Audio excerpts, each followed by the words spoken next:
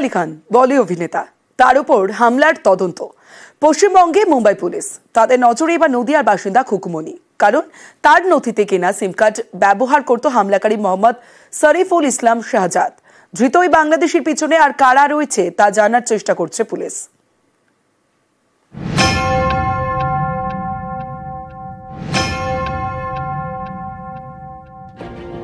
বাড়ি ঢুকে ছোটে নবাবের উপর হামলা, একের পর এক ছুরির কোপ, গুরুতর জখম হন সাইফ আলী খান।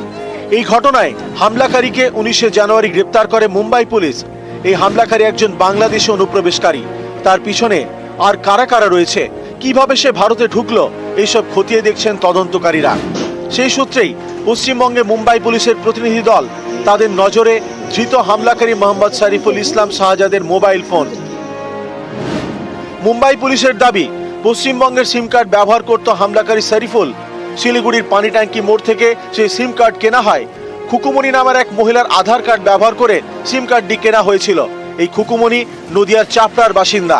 সিম কার্ডের সূত্রে শনিবার রাতে পশ্চিমবঙ্গে আসে মুম্বাই পুলিশ। রবিবার চাপড়ায় খুকুমনির বাড়িতেও যায়।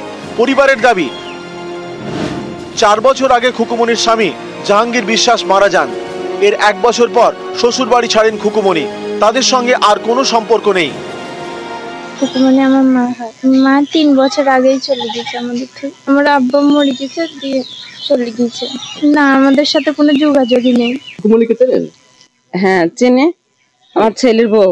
সে 3 বছর চলে গেছে, তার সাথে আমাদের যোগাযোগ নেই। আমার ছেলে মরে গেছে, বাপ মার বাড়ি এখন আছে। হ্যাঁ, আমার বাড়ি পুলিশ আইল। খুকুমনিকে আমরা বলেছি আমার ছেলের বউ। সেখান থেকে কোথায় কি করেছে না করেছে তার সাথে আমরা কোনো খোঁজ রাখিনি। খুকুমনির খোঁজে গ্রামে মুম্বাইয়ের পুলিশ। এই নিয়ে চাঞ্চল্য চাপড়ার বড় আন্দুলিয়ায়। শেষমেশ চাপড়া শহরে খুকুমনির খোঁজ মেলে।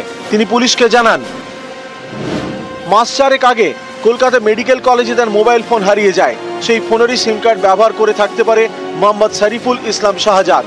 গত 15 জানুয়ারি রাতে এই শরীফুল অভিনেতা সাইফ আলী খানের উপর হামলা চালায়, সেটাও আবার সাইফের বাড়িতে ঢুকে। গত 19 জানুয়ারি শরীফুলকে গ্রেপ্তার করে মুম্বাই পুলিশ। সেই ঘটনার তদন্তে এবার পশ্চিমবঙ্গে মুম্বাই পুলিশ। নদিয়া থেকে সমীর রুদ্র, নিউজ 18 বাংলা।